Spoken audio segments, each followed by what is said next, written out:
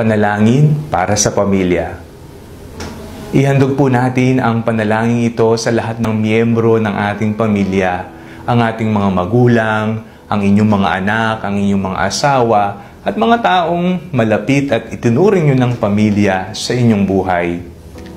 Habang tayo po ay nagdarasal, maaari nyo pong alalahanin ang mga intensyon ng inyong pamilya.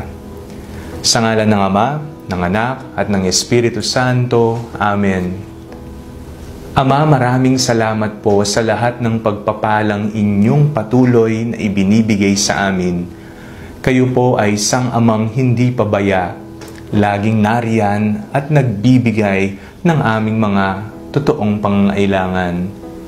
Patawad po, Panginoon, kung nabibigo po namin kayo madalas at kami ay nagkakasala sa iyo.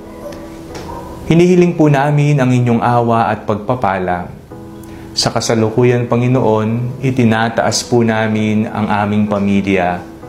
Gawin niyo po itong sagrado at banal katulad ng inyong pamilya sa Nazaret.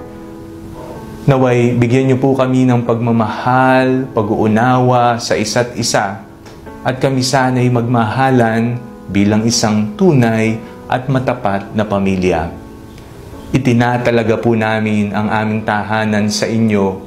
Naway ang aming tahanan ay maging ehemplo at sisidlan ng banal na espiritu ng pagmamahal, ng pangunawa, ng pagkalinga at ng pagdadamayan.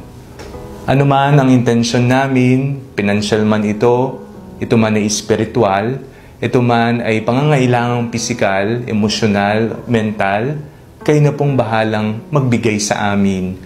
Sa ngalan ni Jesus na aming Panginoon. Amen.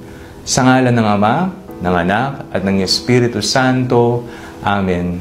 Huwag niyo pong kalilimutang i-mention o itag sa comment section ang miyembro ng pamilya na inyong ipinagdasal.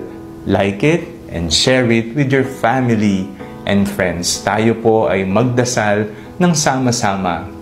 Lagi po nating tatandaan ang sinabi ng yumaong paring si Patrick Peyton, "The family that prays together, stays together." God bless you po.